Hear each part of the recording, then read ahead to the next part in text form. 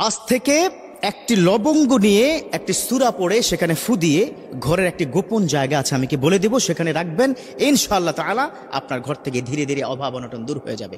দেখুন, আপনারা কিন্তু অনেকে আমাকে ফোনে বলেন, বিশেষ করে মা বোনেরা, যে কি যে পরিস্থিতি হুজুর, কি বলবো, স্বামীর আগে ইনকাম ছিল, এখন ইনকামটা ধস নেমে গেছে, অনেক কষ্টের মধ্যে দিনাতিপাত করছি, হুজুর ভালো ব্যবসা ছিল, ব্যবসা নষ্ট হয়ে যাচ্ছে, হুজুর ভালো চাকরি ছিল, চাকরিও ধ্বংস হয়ে যাচ্ছে, হুজুর ইনকাম তো আমিও করি, স্বামীও করে, কিন্তু ঘরের মধ্যে বারাকা নেই। এর মৌলিক কারণ হচ্ছে আপনি যে ইসলামের অনেক কিছু মানেন না। ও বোন, আপনি তাওয়াক্কুল আল্লাহর প্রতি করেন না, আপনি টাকার উপর তাওয়াক্কুল করেন। মনে রাখবেন, আমার বিশ্বনবী সাল্লাল্লাহু আলাইহি ওয়াসাল্লাম তিনি কি বলে দিয়েছেন যে আল্লাহর প্রতি শতভাগ তাওয়াক্কুল করবে, আল্লাহ পাক তার মতো করে তাকে দান করবে। এজন্যই তো রব্বুল আলামিন তিনি বলে দিয়েছেন, ওমাইয়া তাওয়াক্কাল আলাল্লাহ ফাহুয়া হাসবুহু, those people are depend on almighty, Allah is good enough for him. এই লবঙ্গ, এটা তো একটা উসিলা মাত্র, এই দোয়া, এই সূরা তো একটা উসিলা মাত্র, কিন্তু দান করবেন তিনি কে? আল্লাহ। পৃথিবীতে কেউ আপনাকে হেল্প করতে পারবে না, কেউ উপকার করতে পারবে না। আল্লাহু গনিয়্যুম ওয়া আনতুমুল ফুকারা, আল্লাহই একমাত্র যিনি হচ্ছে ধনী, আর আমরা সব ফকিন্নি। কি মাইন্ডে লাগছে নাকি ফকিন্নি কি বলাতে? মাইন্ডে লাগার দরকার নেই, সত্যিকার অর্থে আমরা ফকিন্নি। কেন?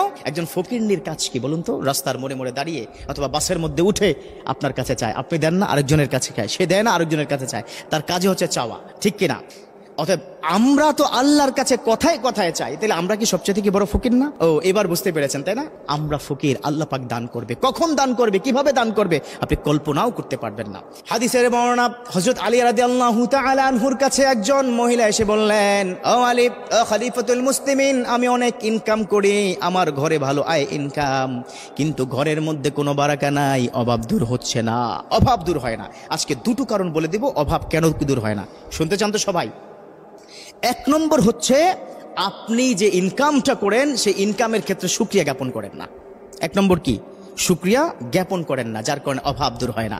হযরত মুসা আলাইহিস সালাম যখন আল্লাহর সাথে কথা বলতে গিয়েছেন, কথা বলতে যাওয়ার সময় একজন মানুষ তাকে বললেন, আ মুসা, তুমি তো আল্লাহর সাথে কথা বলতে যাও, একটু বলে দাও আমার প্রচুর পরিমাণে সম্পদ, এই সম্পদ কিভাবে কমানো যায়।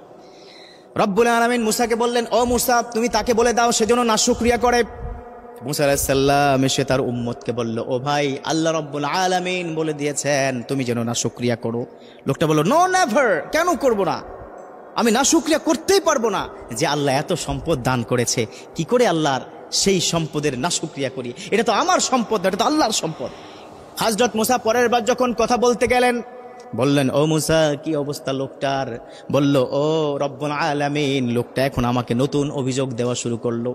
কি অভিযোগ? বলল, আমার সম্পদ আগে যা ছিল সম্পদ আরো বৃদ্ধি পাচ্ছে। আল্লাহু আকবার। তখন আল্লাহ পাক মুসাকে বললেন, ও মুসা, মূলত কারণ কি জানো?